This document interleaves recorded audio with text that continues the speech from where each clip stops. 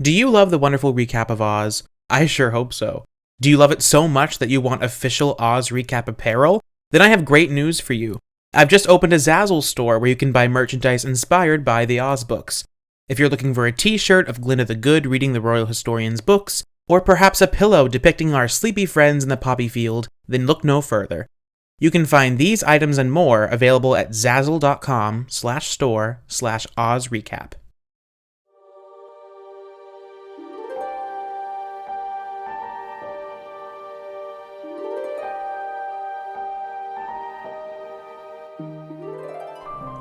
Hello everyone, and welcome to the wonderful recap of Oz.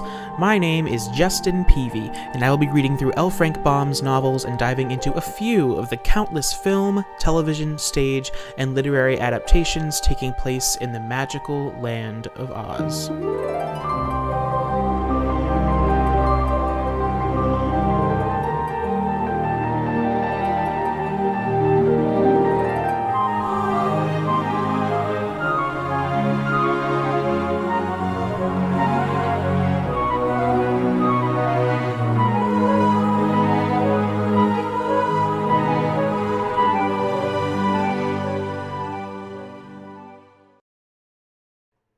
In 1914, The Patchwork Girl of Oz was only one of 3 Oz-related silent films that were produced by L. Frank Baum's Oz Film Manufacturing Company. The other 2 were The Magic Cloak of Oz, which was based off of Baum's book Queen Zixi of Ix, and His Majesty, The Scarecrow of Oz. Baum hoped to adapt the stories to be enjoyable for children and adults, but this further complicated the material. Ultimately, the studio failed to recoup their investments, and they lost their distributor. The company was closed by the next year. Many of the plot points from His Majesty, the Scarecrow of Oz, were included in his 9th Oz book, simply titled The Scarecrow of Oz. At the time it was published in 1915, it was only slightly more successful than its predecessor. However, over the years, this book has become amongst the more popular installments among Oz fans. Baum dedicated this book to the Uplifters, a societal organization of businessmen in California with which Baum was acquainted. The Uplifters were among the key investors of the Oz Film Manufacturing Company. As Baum alluded in his previous book, the protagonists of The Scarecrow of Oz are Trot and Cap'n Bill, from his books The Sea Fairies and Sky Island. The latter of the 2 included references to the Land of Oz, and featured appearances from the characters Button Bright and Polychrome. I haven't read these 2 books yet, as I haven't had the time, but I will do my best to give you some very brief exposition when I go over the summary. Another important thing to note is that this is the final Oz book Baum wrote in which people from America travel to the Land of Oz. It's good to know that Ozma is going to be more strict about allowing outsiders in her country, and that we don't have to worry about this plotline being repeated. For now.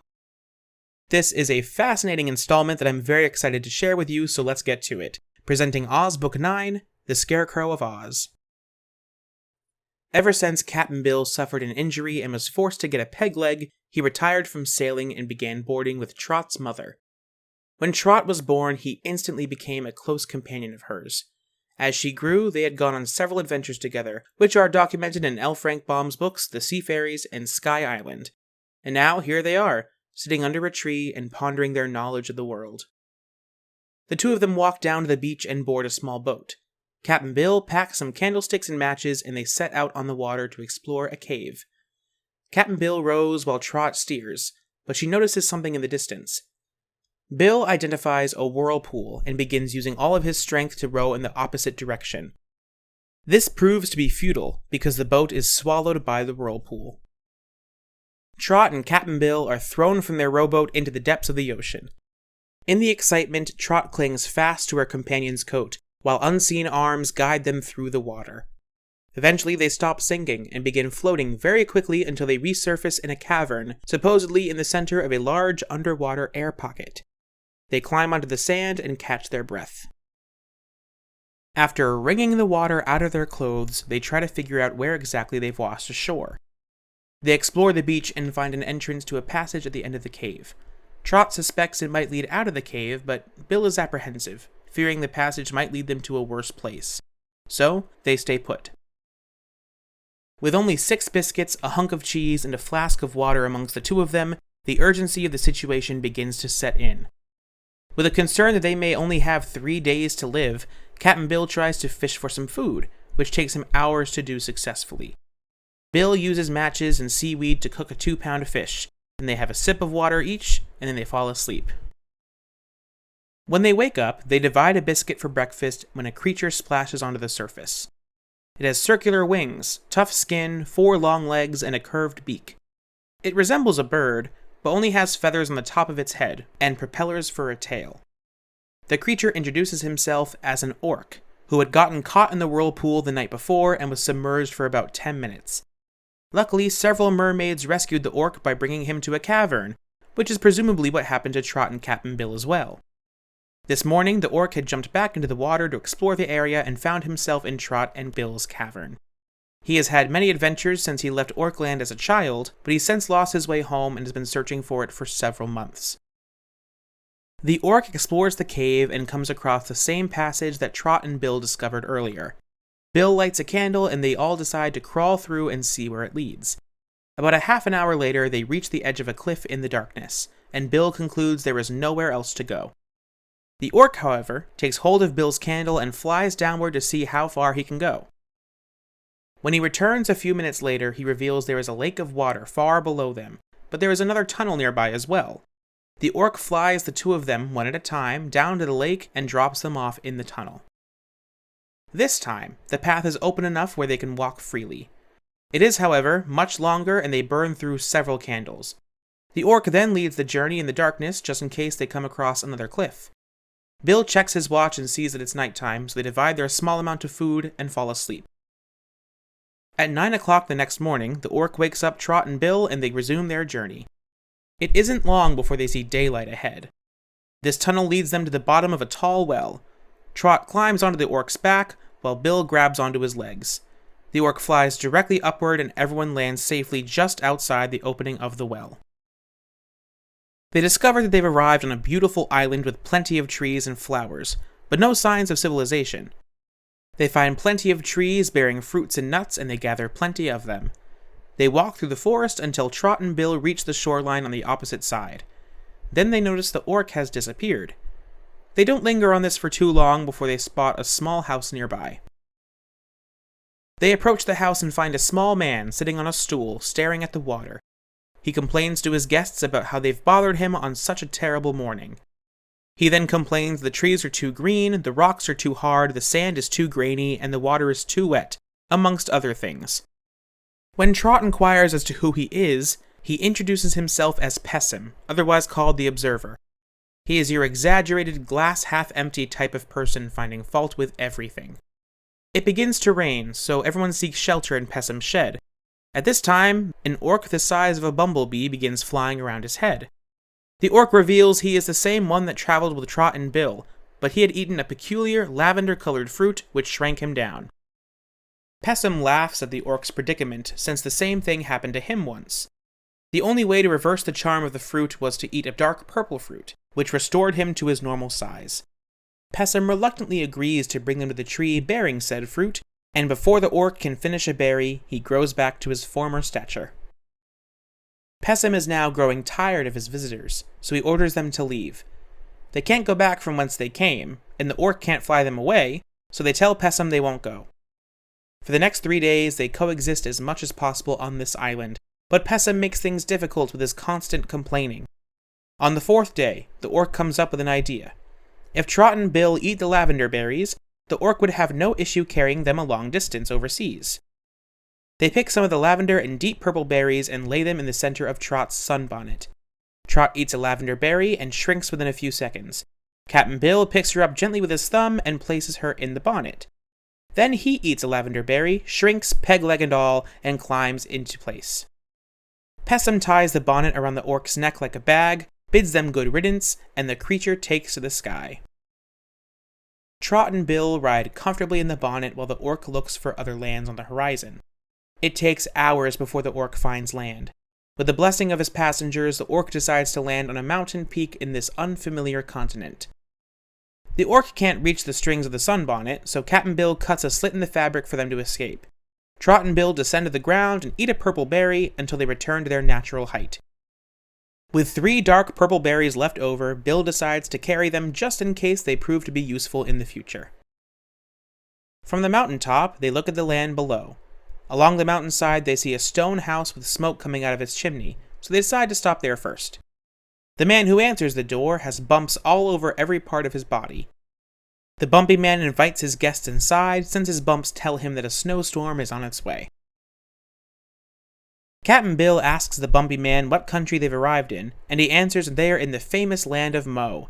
He also introduces himself as the Mountain Ear, as he listens to nature and tells the mountain about what is going on. He then feeds his guests some molasses candy fresh from the kettle.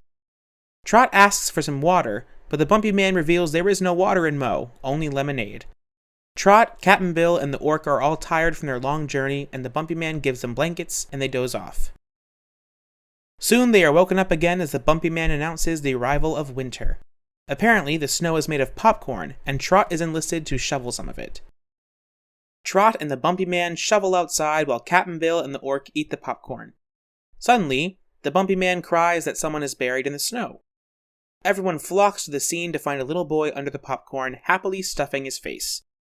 Trot and Captain Bill immediately recognize the boy as Button Bright. The boy announces that he was traveling from Philadelphia, using his magic umbrella, which he lost upon his arrival in the land of Mo. Trot and Bill recognized him from the adventure they shared at Sky Island. Luckily, Button Bright doesn't seem too upset about the position he's in, so it's good to know he hasn't changed at all since we saw him in the road to Oz. A few birds fly past, and Button Bright grabs a big one by the leg. The bird tries to fly away and starts lifting the boy with it. Button Bright lets go, but this gives Captain Bill an idea. He pulls some string out of his pocket and captures 20 birds by tying their legs. After some deliberation with his peers, Bill goes to the birds he captured and asks them to carry Trot, Button Bright, and himself out of the land of Mo. The birds protest since they aren't big enough to carry them. However, Bill offers 3 of them the remaining berries he has in the hopes that they will enlarge the birds. The promise of growing in size proves to be enticing to a few birds, and they volunteer. Bill feeds the birds some berries, and they grow nearly as large as ostriches. He then starts to build some swings, which will hang from each bird. When they take flight, our human friends will sit in those swings and ride through the sky. Once the swings are completed, they are attached to the birds' feet, and Bill orders them to follow the orc. Everyone bids the bumpy man goodbye, gets into position, and the birds fly away from the land of Mo. The orc flies over a great desert and everyone follows behind. After a while, they fly through a cloud of pink mist. Once they break through, they see a beautiful country, so the birds descend upon the desert's border. The birds fly away, including the orc, who decides to search for Orcland while his new friends are becoming acquainted with this new country. Trot, Captain Bill, and Button Bright travel along a pathway which they hope leads to the castle they noticed when they flew in. They pass a woman sitting outside telling stories to a group of children and ask what country they've arrived in. She explains they're in Jinxland, an isolated portion of Quadling country in the land of Oz. Aside from the desert, they are surrounded by a high mountain range, and they would be much happier where they were if they had a different king, as opposed to their current monarch, King Cruel. They claim that they are not ruled by Ozma, since they are set apart from most of the country. She then gives the visitors some food and water, and they continue their travels. Trot is eager to cross the mountains and travel to the Emerald City and meet Ozma, Dorothy, and their friends, but Bill is discouraged by this daunting task. Suddenly, they hear someone sobbing. They find a young man laying on the ground by a tree, crying that his heart is broken. He introduces himself as Pawn, an employee of the royal gardener. He has fallen in love with Princess Gloria, King Cruel's niece. Just as the relationship between the two was sparking, the king forbade his niece from speaking with Pawn. When Pawn and Gloria met in secret, she revealed that she will be forced to marry a rich, older courtier named Googly Goo. She has denied him 39 times, but he remains persistent. Earlier this day, they met again, and 2 of the king's guards beat him right in front of Gloria. Pawn also reveals that he is a prince of Jinxland, being the son of King Fierce, who was overthrown by King Cruel. Since Pawn was so young at the time, Cruel doesn't recognize that Pawn is a prince. Bill announces and they are traveling to visit King Cruel and offers to put in a good word for him. The path takes them directly to the castle of King Cruel, where they are greeted by a guard. Bill says they are strangers to this land, so the king won't be familiar with them. But the king evidently is very fond of strangers, and gets excited whenever he is visited by one. A soldier escorts the visitors inside and brings them to King Cruel. Bill says they've come from the outside world and crossed the desert to get to Jinxland.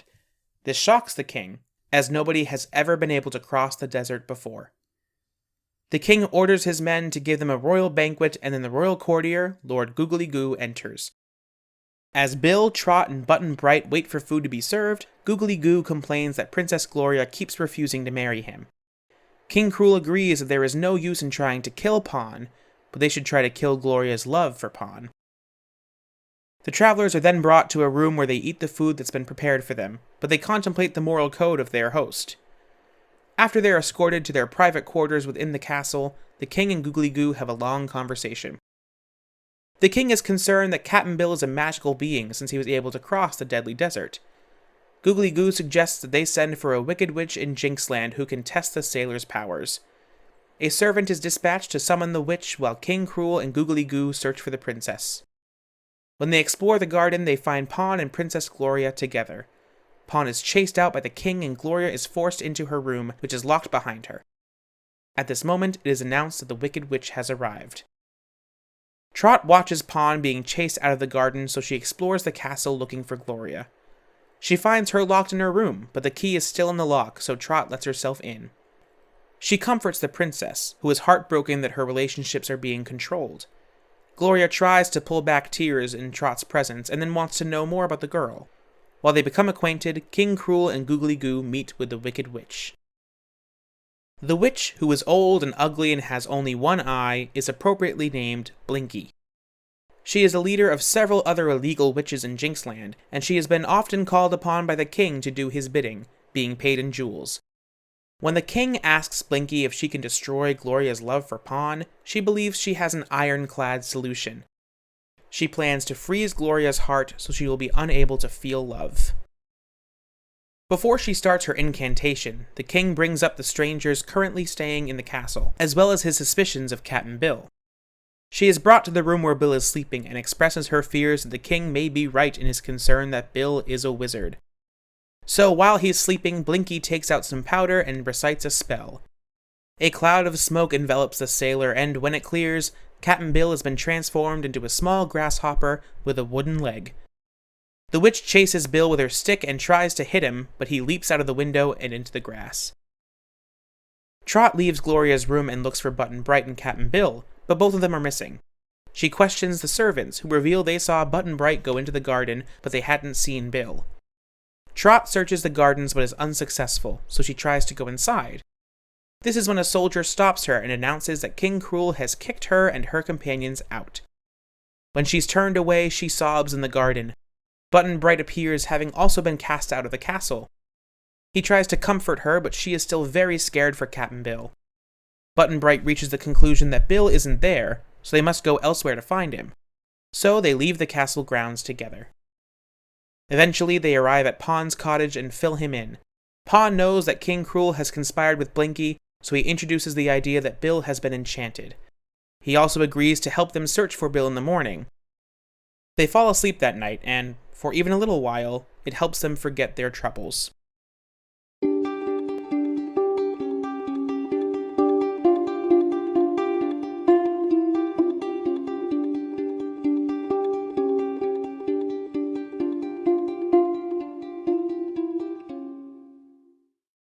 I am thrilled to announce that the wonderful recap of Oz will now be hosted by The Oz Connection, the official YouTube channel for OzCon International. The Oz Connection is your place to watch and listen to diverse Oz content produced by Oz fans for Oz fans, from the famous 40 Oz books to MGM's The Wizard of Oz, Disney's Return to Oz, and so much more. So be sure to like and subscribe to receive regular updates from the Oz Connection. OzCon was established in 1964 and now occurs annually on the West Coast. For more information, you can visit OzConInternational.com. Hi, I'm Karen. And I'm Colleen. And this is Books, Movies, and Musicals. Oh my! Come join us as we discuss our favorite childhood stories in analytical and honest ways. Most recently, we've been discussing Harry Potter and Disney princesses. We have so many more ideas and we can't wait to go through them with you. So, keep it magical. And leave a little magic wherever you go. Bye! Before I move on, I wanted to take this opportunity to talk to all of you about Anchor. Anchor is a free and easy-to-use podcast creator that allows you to record and edit your own podcast from your phone or your computer. They will also distribute your podcast, making it accessible on Spotify, Apple Podcasts, and many other platforms. Again, it is totally free. In fact, you can actually make money from your podcast with no minimum listenership required. Anchor is everything you need to make a podcast all in one place. Download the free Anchor app or go to anchor.fm to get started.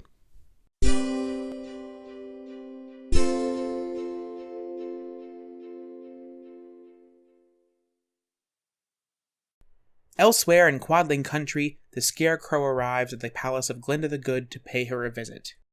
He inquires about current events, so the sorceress goes into her record book. She notices 3 people from the outside world have arrived in Jinxland, and reads about the corrupt king and the illegal witchcraft. The Scarecrow offers to help them, so she tells him to travel to Jinxland to protect Trot, Button-Bright, and Cap'n Bill. She gives him very clear instructions and a few magical items, and says goodbye. The Scarecrow immediately sets out for Jinxland and reaches the mountains by morning. Using a magic rope given to him by Glinda, he is able to successfully climb one of the mountains and safely descend on the other side. However, there is a great gulf which needs to be crossed. He notices a spider on the ground, so he places a small pill next to it, which the spider quickly eats. The Scarecrow then commands the spider to spin a web across the gulf. It instantly obeys and spins 2 strong strands, which the Scarecrow uses as a bridge.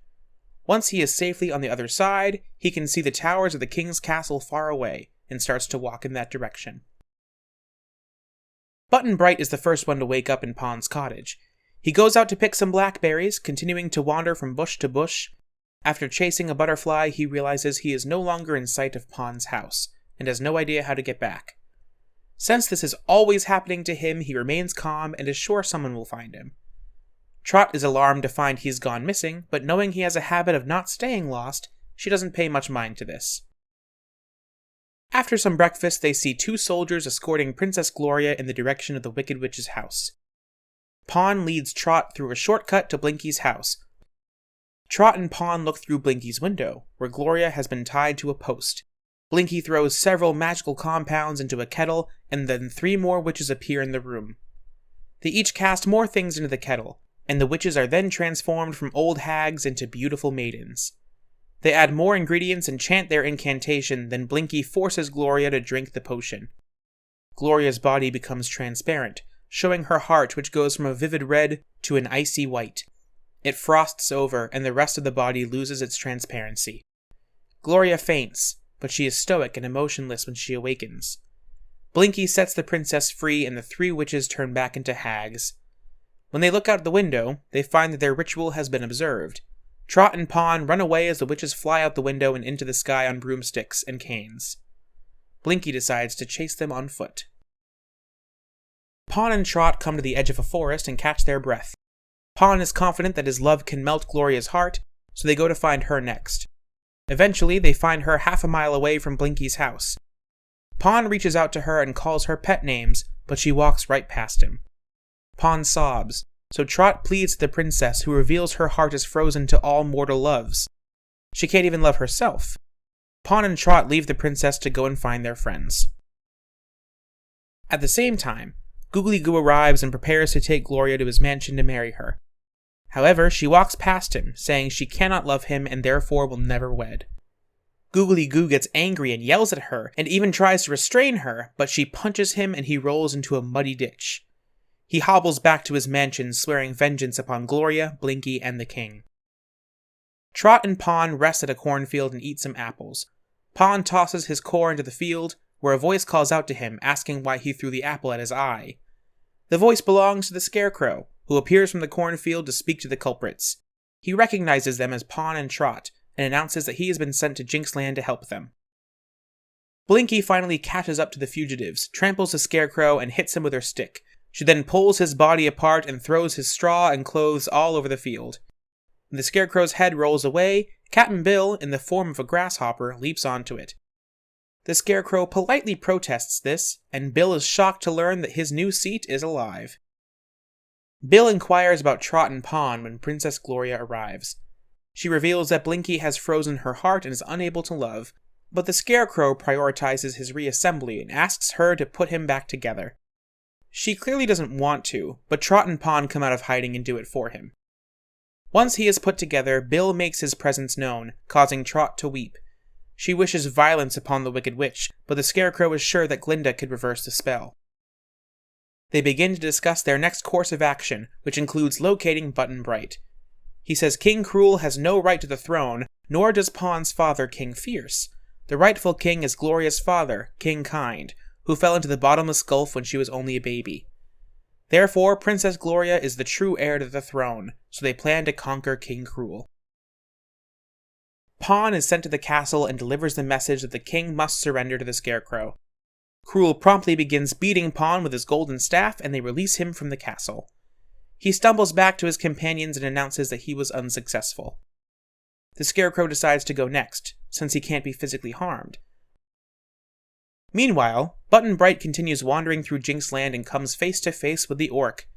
The creature announces that he had found his native country, but returned to Jinxland to check on Trot and Cap'n Bill. Their journey is relayed to the orc by Button Bright, and the orc decides to help the boy find his friends. Button Bright climbs onto his back, and the orc flies straight upward. The boy points out Pon's hut, so that's where the orc takes him. Upon their arrival, Trot rushes to greet them. Everyone is caught up to speed, and the orc decides to fly back to Orkland to gather reinforcements. The Scarecrow arrives at the castle and declares that the king owes allegiance to Ozma of Oz, and that he is no longer the ruler of Jinxland. He also demands that he obey Jinxland's rightful queen, Gloria. King Cruel hits the Scarecrow with his golden staff, but this doesn't do any harm, and neither do the king's soldiers' lances. Eventually, he is tied up by Googly Goo and thrown into the castle prison. Googly Goo suggests that the king build a bonfire and burn the Scarecrow at the stake. This delights the king, so he orders his followers to prepare the bonfire and spread the word of the public execution. When all is ready, the king sits on the throne outside and the Scarecrow is fetched by the soldiers. The Scarecrow is scared of this fate, as it's the only thing that could truly destroy him, but he bravely marches forward and tells the king that his destruction will be avenged. The Scarecrow is then bound to the pole, and Googly Goo sets fire to the pile. At this moment, over 50 orcs descend from the sky and use their propeller tails to blow out the fire. The sudden burst of air also blows the king out of his throne and Googly Goo into the air, where he clings to a tree. The crowd is knocked over as they watch the orcs in excitement. The Scarecrow is freed, and the king's crown is taken by an orc and placed on the Scarecrow's head. He then sits on the throne, an action which is applauded by the people of Jinxland. With the successful conquests, the people of Jinxland bind Cruel and Googly Goo with ropes and throw them before the throne. An orc delivers the news to Pon's house, so everyone rushes to the castle. There they find the Scarecrow, the acting king of Jinxland, who won't give up the throne until Gloria's heart is unfrozen. The orcs then find Blinky and carry her all the way to the throne of the Scarecrow. He demands that Blinky reverse her witchcraft, but she refuses. The Scarecrow then takes a small box out of his pocket and throws its white, powdery contents on the witch.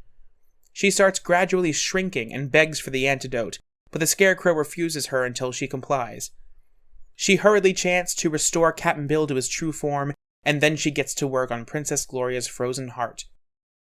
Cap'n Bill even assists Blinky by giving her a lit match. Once she sets fire to a magic powder, Gloria's heart is again exposed, but it turns red as the frost melts. Pon celebrates a reunion with Gloria, who has regained her ability to love. The Scarecrow throws the antidote all over the witch, who stops shrinking, but doesn't grow back to her normal size. This second powder also takes all of Blinky's magic away. The next day, Princess Gloria and Prince Pon are officially crowned as the Queen and King of Jinxland, even though the citizens much preferred the Scarecrow. Gloria and Pon then appoint Cruel as the gardener's boy at the castle, as long as he reforms his wicked ways and changes his name from Cruel to Gruel, which he promises to do before he waters the roses. Later that evening, there is a large celebration in the courtyard with the people of Jinxland. Bill, Trot, Button Bright, the Scarecrow, and the orc all gather in a nearby park. They plan to have the orcs bring them all over the mountains so they can travel further into the land of Oz. When they find Button Bright has disappeared, they find him at the party, seated among the band, hitting a drum with a turkey leg bone. They all go back to the park together, and the orcs carry them all over the mountain, and safely land on the other side. The orcs bid their friends goodbye and return to Orkland. The travelers decide to look for a nearby house to rest for the night. Conveniently, they find a small vacant house nearby. Curiously enough, the house is well lit and has a dinner for 3 prepared on the table. A welcome sign is hung in the home as well, so they decide to eat the food that has been left behind. Then they find bedrooms for each of them, except for the Scarecrow, and the mortals all sleep until morning. Back when our friends first arrived in Jinxland, Princess Dorothy and Betsy Bobbin were visiting Ozma in her bedchamber when they took a look at the magic picture. That's when they saw the familiar Button Bright with a few unfamiliar faces and creatures. The 3 girls watched their entire journey from that point forward, and when they left Jinxland, they asked the Wizard of Oz to prepare a place for the strangers to sleep. So he placed a hut in an uninhabited part of Quadling Country, where Bill, Trot, Button Bright, and the Scarecrow spent the evening. Dorothy and Betsy decide to meet the newcomers at Glinda's palace and escort them to the Emerald City. The next morning, the Scarecrow leads the way to Glinda's castle after a hearty breakfast. Around noon, they stop by a riverbank and lament that they have no food with them. A table then appears, loaded with fruits, nuts, cake, and other goods. The Scarecrow becomes puzzled by the river, believing he may have taken the wrong path. The only landmark the Scarecrow can think of is a waterfall, so they decide to look for it. When they arrive at the Great Waterfall, the Scarecrow loses his balance, falls into the river, and is swept over the waterfall. They run along the shore to rescue the Scarecrow, but they can't find him. Button Bright leads everyone to a cave with the hopes of finding their friend. They walk inside and descend down a set of wet stairs. The tunnel leads to a ruby-crusted cavern with river water bubbling up through a hole in the center of the ground. The Scarecrow briefly resurfaces there, and they are able to rescue him by having him grab onto Cap'n Bill's peg leg. Everyone brings the soggy Scarecrow out of the cave and onto the grassy bank. They empty the wet straw from the Scarecrow's body and wring out his clothes, leaving them in the sun to dry. Button Bright and Trot carry all of the Scarecrow's clothes, while Cap'n Bill carries his head, allowing him to guide the newcomers through Oz. It isn't until the next morning when they find new straw to stuff the Scarecrow's body with, and later that evening they come across the same house they stayed in before, just in a different place. Both of these commodities, of course, are supplied by the wizard per Ozma's request. The next day, Dorothy and Betsy arrive at Glinda's palace in Ozma's red wagon, having been drawn by the Sawhorse. Dorothy reveals how excited she is to spend an entire year showing Trot around the land of Oz. Glinda smiles, revealing that she still hasn't seen all of Oz in the many years she has lived there. Shortly after, the visitors arrive. Dorothy and Betsy rush out to greet the Scarecrow and introduce themselves to the newcomers, and invite them to the Emerald City. Glinda then appears and brings everyone to her reception room. They pass the evening talking about their respective journeys and stay the night in the palace.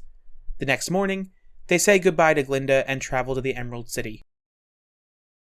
Upon their arrival, Ozma personally receives them and gives their new friends their own rooms. A banquet follows that evening and is attended by all of their friends, including the Tin Woodman, Jack Pumpkinhead, Professor Wogglebug, Tick-Tock, the Shaggy Man, Uncle Henry and Aunt Em, the Cowardly Lion, the Hungry Tiger, Eureka the Pink Kitten, the Sawhorse, the Wizard's Piglets, Hank the Mule, Toto the Dog, and the Wizard of Oz himself. Everyone becomes well acquainted, but Trot notices that Button Bright has gone missing again. Ozma is not concerned, as people can't stray very far from the land of Oz. Besides, Button Bright must be happy, as getting lost and being found is just part of his nature. I thoroughly enjoyed this book. Maybe it's because I felt pretty bored with the majority of TikTok of Oz, but I think Cap'n Bill and Trot are very fun additions to the Oz series. It's not clear if Bill and Trot will become permanent residents of Oz, but if they do, I would not be upset. That being said, I wish I had read The Sea Fairies and Sky Island before reading this book. It starts abruptly, and I wish I had a little more context to these characters before diving headfirst into it. In the first few chapters, it definitely felt like I started a new book series right in the middle, skipping the first installments, so I got a little lost.